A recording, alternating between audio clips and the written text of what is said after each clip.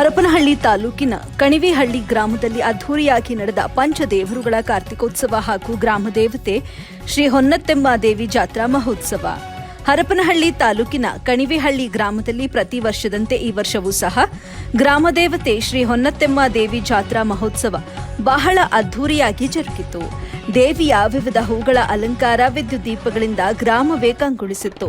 ವಿಶೇಷವೆಂದರೆ ಪ್ರತಿ ವರ್ಷವೂ ಹಬ್ಬವನ್ನು ಆಚರಿಸುತ್ತಾ ಬಂದಿದ್ದು ಯಾವುದೇ ಅಹಿತಕರ ಘಟನೆ ನಡೆಯದೆ ಸರ್ವ ಧರ್ಮದವರು ಸೇರಿ 1 ವಾರಗಳ ಕಾಲ ಈ ಹಬ್ಬವನ್ನು ಆಚರಿಸುತ್ತಾರೆ.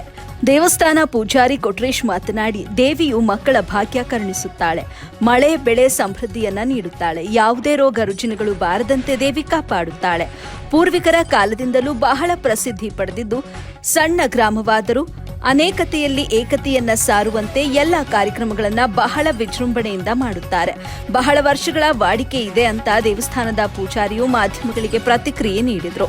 ಕಣಿವಿಹಳ್ಳಿ ಗ್ರಾಮಕ್ಕೆ ಆಗಮಿಸಿದ ವೈಡಿ ಅಣ್ಣಪ್ಪ, ಬಿಡಿಸಿಸಿ ಬ್ಯಾಂಕ್ ನಿರ್ದೇಶಕರು, ಬಿಜೆಪಿ ಮುಖಂಡರು, ಅರಸೀಕೆರೆ ಹರಪನಹಳ್ಳಿಯವರು ದೇವಿಯ ಆಶೀರ್ವಾದ ಪಡೆದುಕೊಂಡರು. ಜೊತೆಗೆ ನಂಚನಗೌಡರು, ಮುತ್ತಿಗಿ ವಾಗೀಶ್, ಗಿರಜ್ಜಿ, ನಾಗರಾಜ, ಕರ್ನಾಟಕ ರಕ್ಷಣಾ ವೇದಿಕೆ ತಾಲೂಕು ಅಧ್ಯಕ್ಷರು ಮಂಜುನಾಥ್, ಕಣಿವಿಹಳ್ಳಿ ಮುಖಂಡರು, ಎಲ್ಲ ಗ್ರಾಮಸ್ಥರು ಮುಖಂಡರು ಭಾಗಿಯಾಗಿದ್ದರು. ವರದಿ Prabhu K, AB news Kannada, bureau ಮುಖ್ಯಸ್ಥರು, ವಿಜಯನಗರ ಜಿಲ್ಲೆ.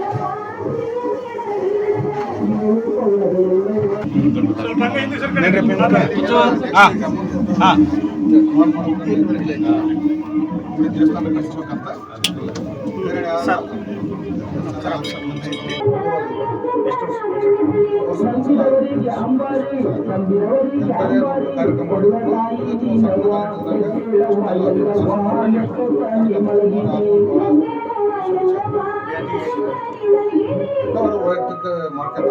ಇಲ್ಲಿ ಯಾವುದೇ ಕಾರಣಕ್ಕೂ ಯಾರು ಇಲ್ಲಿ ಮಾಡೋದಾಗ ದೇವಸ್ಥಾನದಲ್ಲಿ ಸುಮ್ಮನೆ ತಗೊಂಡು ಹೋಗ್ತಾರೆ, ಅವನ್ನೇ ನೋಡ್ಕೊಂತಾರೆ. ಇಲ್ಲಿ ಭಕ್ತರಿಗೆ ಇರುತ್ತೆ, ಊಟದ ವ್ಯವಸ್ಥೆ ಇರುತ್ತೆ, ಪ್ರಸಾದ ಇರುತ್ತೆ, ಚೋಗೂಟ ನಡೀತೆ.